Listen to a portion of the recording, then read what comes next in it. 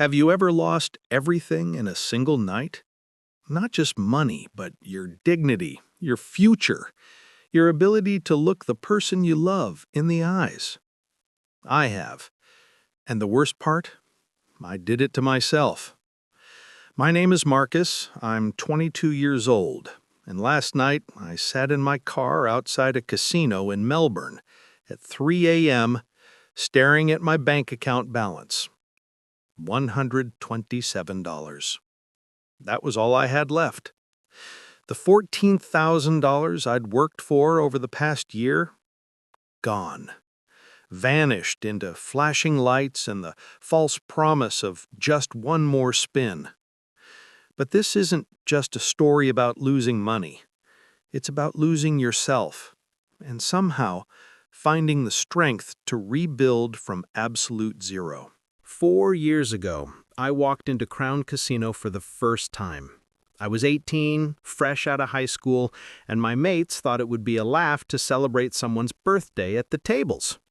I remember the lights, the sounds, the energy of the place. It felt electric, like anything was possible. I put down $50 on roulette. My hands were shaking. I'd never gambled before, not even a scratch card. The wheel spun, the ball bounced, and somehow, impossibly, I won. Not just a little. I turned that $50 into $1,000 in under an hour. I remember walking out of there at midnight, my wallet thick with cash, feeling like I'd discovered some secret nobody else knew about. My friends were cheering, strangers at the table were congratulating me. I felt invincible. The next night, I went back, just to see if lightning could strike twice. It did. Another 50, another 1,000, 2 nights in a row. That's when the hook went in deep. That's when I started to believe I was different, that I had some kind of gift, some intuition that other people didn't have. I wasn't like those sad people you see in movies, sitting at slot machines at 6 a.m. I was smart. I was in control. I was 18 years old, and I had no idea I'd just signed up for 4 years of hell. For the first year, it was manageable. I was working at a Korean BBQ restaurant in the city. Good tips, flexible hours, decent money for a kid my age. I'd go to the casino maybe once or twice a week, never more than $50 or $100. Sometimes I'd win, sometimes I'd lose. It felt like entertainment, like going to the movies, except with the chance of coming home richer. My girlfriend, Emma, didn't know. We'd been together since high school, and she was studying nursing.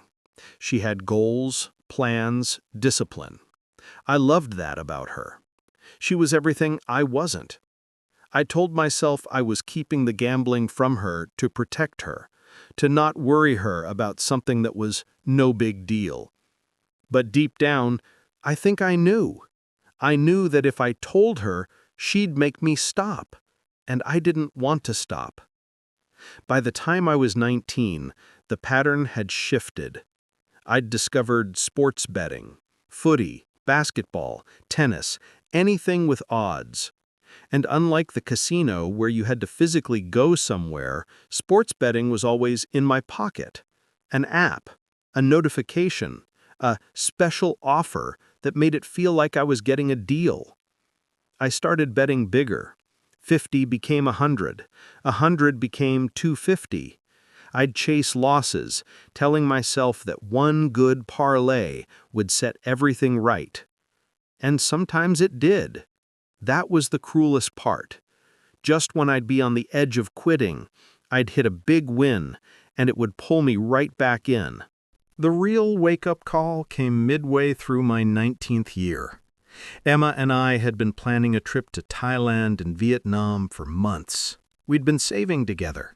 She had her portion locked away in a separate account, and I was supposed to have mine in cash.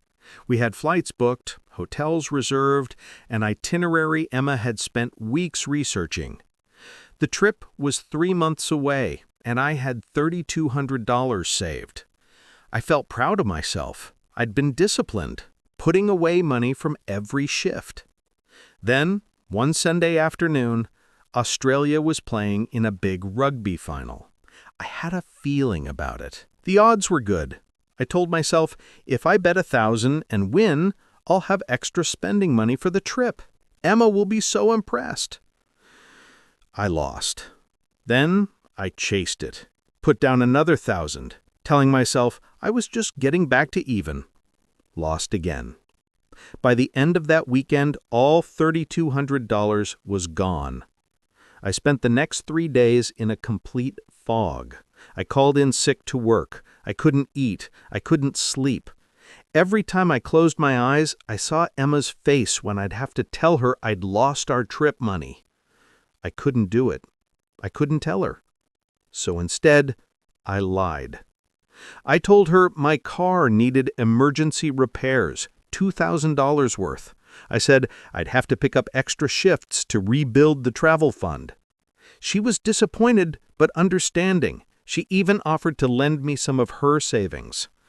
That offer made me feel like the worst person alive. I got a second job.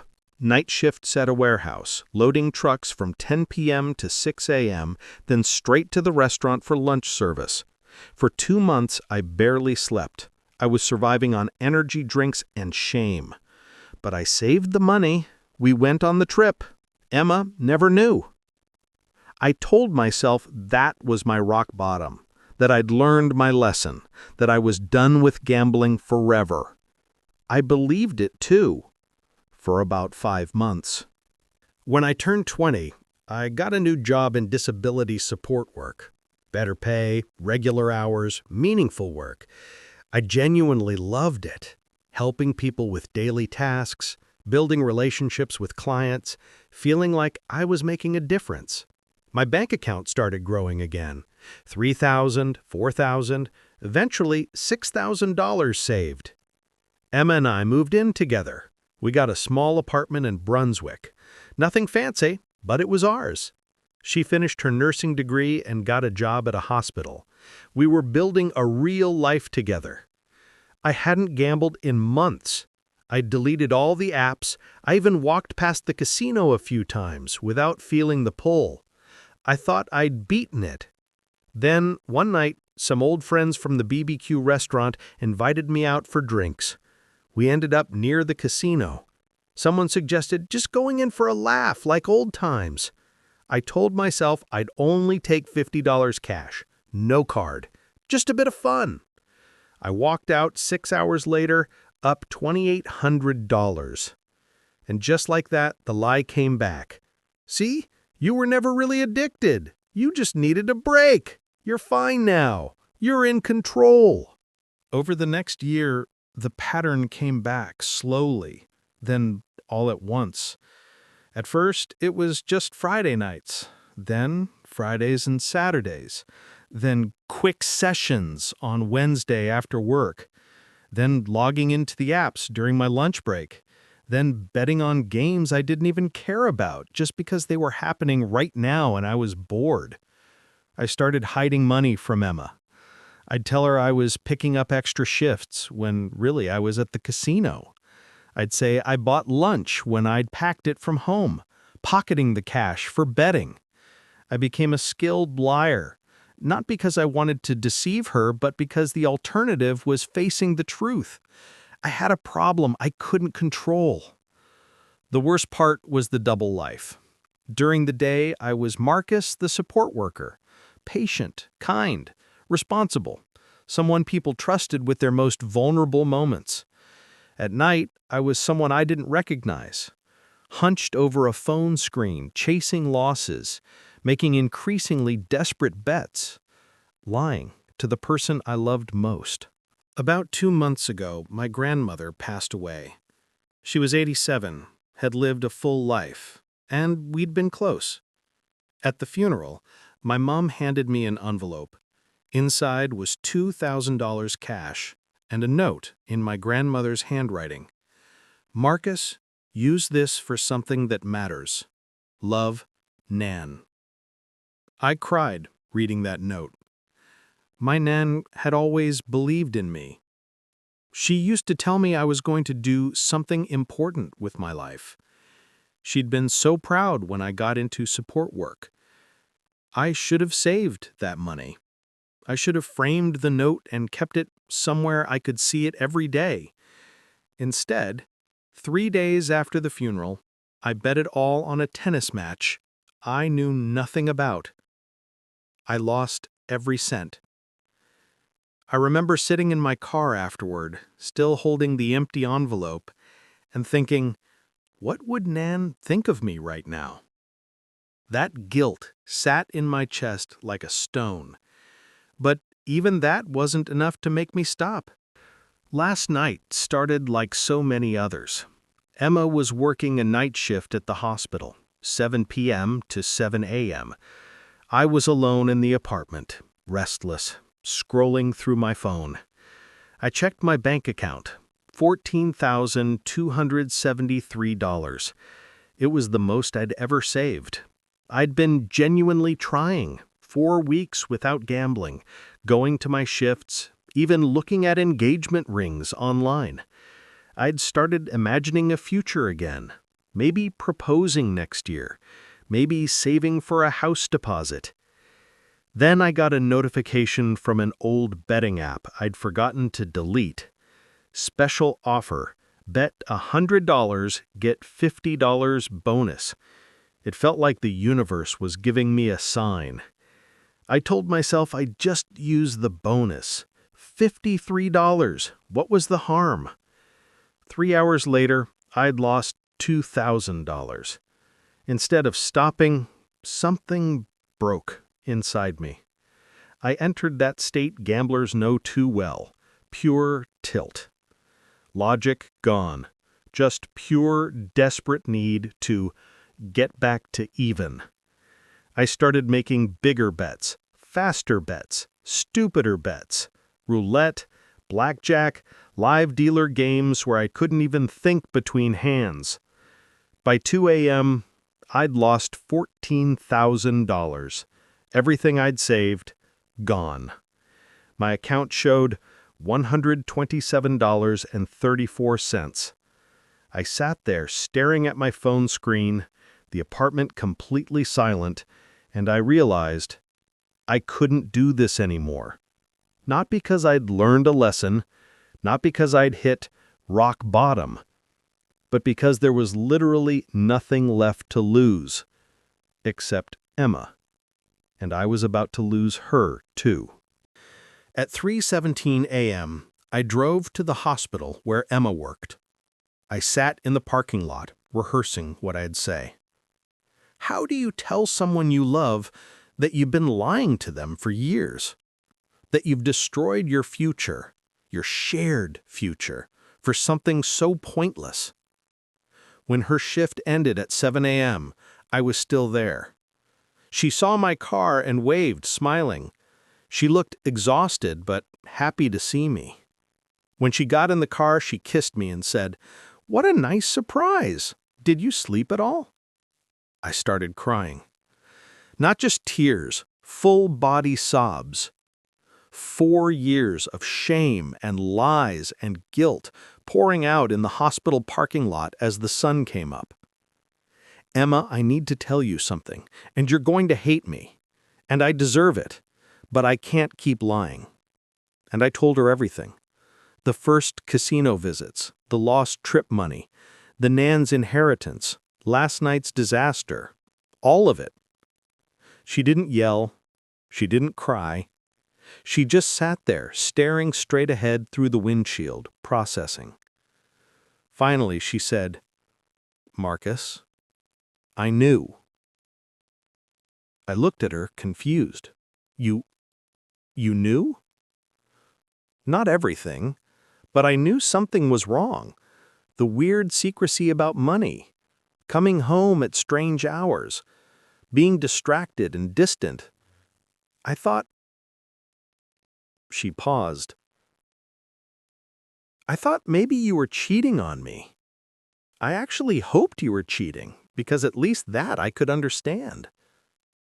She turned to me, and I saw tears in her eyes. "But this?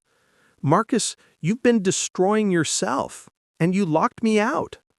You didn't even give me a chance to help you." "I'm so sorry. I'm so, so sorry." "I know you are. But sorry isn't enough. You need help. Real help." She was right. And for the first time in 4 years, I admitted it out loud. I have a gambling addiction. I need help. I don't know how to stop. Emma drove us home. We sat at our small kitchen table, the same one where we'd eaten breakfast 1,000 times, and she laid it out clearly. "I love you, Marcus. I love you so much it hurts, but I can't watch you destroy yourself anymore, and I can't build a life with someone who's lying to me every day.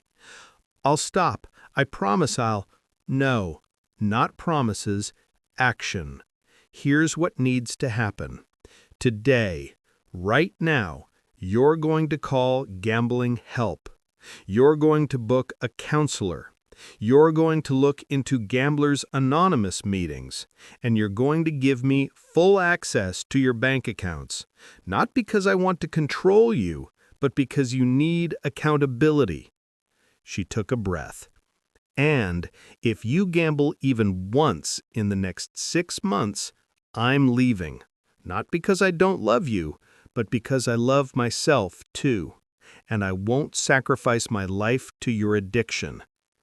It was the hardest thing I'd ever heard, but it was also the kindest, because she didn't give up on me. She just refused to enable me. "Okay," I said. "I'll do it. All of it." "Good. And Marcus, you're also going to tell your mom and your boss, because hiding this is part of what's kept you sick. You need people who know, people who can support you." That terrified me more than anything, but she was right. That was 11 days ago. And those 11 days, I've done everything Emma asked. I called the gambling helpline that first morning, talked to a counselor for an hour, cried through most of it. I booked appointments with a therapist who specializes in addiction. I went to my first GA meeting where I stood up and said, "My name is Marcus, and I'm a gambling addict." Saying it out loud to a room full of strangers was terrifying, but also freeing. I told my mom. She cried, but she didn't judge. She told me about my uncle, her brother, who'd lost his house to poker machines in the 90s. I'd never known. Addiction ran in the family, and nobody had talked about it. I told my boss at work. I was sure I'd be fired, but instead he said, "Thank you for telling me. We'll support you through this. But if you need time off for treatment, take it." I installed blocking software on my phone and laptop. I gave Emma access to all my accounts. I started reading about the psychology of gambling, understanding the dopamine loops, the cognitive distortions, the illusion of control. And I started tracking every day, day 1 without gambling, day 2, day 3. Today is day 11. It's not been easy. I've had moments where the cravings hit so hard I've had to physically leave the house and walk for an hour. I've had dreams about winning. I've caught myself calculating what-if scenarios in my head. But I haven't gambled. Here's the thing about hitting rock bottom. You finally see clearly. In 4 years, I didn't just lose $14,000 last night. When I added it all up, really added it up, I'd lost over $40,000. That's a house deposit. That's a car. That's a year of traveling the world. That's a wedding. That's a future. But the money wasn't even the worst part. I'd lost time. Thousands of hours sitting at machines, staring at screens, trapped in a cycle that gave me nothing real. Hours I could have spent with Emma, with my family, with friends, building skills, pursuing dreams. I'd lost trust. Emma is staying with me, but she's guarding her heart now. And I don't blame her. Trust takes years to build and seconds to destroy. I'd lost respect for myself. Every time I looked in the mirror, I saw a liar, a weak person who couldn't control themselves. someone my nan wouldn't recognize. But here's the twist, the thing I didn't expect. Losing everything, actually losing it all, hitting the absolute bottom, set me free. Because now I'm not carrying the weight of the secret anymore. I'm not pretending. I'm not living a double life. Everyone important in my life knows the truth, and they're still here. I'm starting from zero, but at least it's an honest zero. If you're reading this and you're where I was, hiding your gambling, telling yourself you'll stop after the next win, lying to the people you love, please hear me. It doesn't get better on its own. The next win won't fix it. The hole just gets deeper. But there is a way out.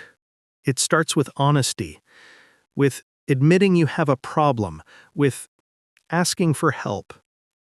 I'm 22 years old. I've lost $40,000 and 4 years of my life to an addiction that gave me nothing but misery. But I'm still here. Emma's still here. And every morning I wake up and choose not to gamble is a morning I'm building something real. I don't know if I'll stay with Emma long term. I don't know if I'll ever fully forgive myself for what I did with man's money. I don't know if the cravings will ever completely go away. But I know this. I'm done hiding. I'm done lying. I'm done destroying myself for the fantasy of easy money. This is day 11. Tomorrow will be day 12.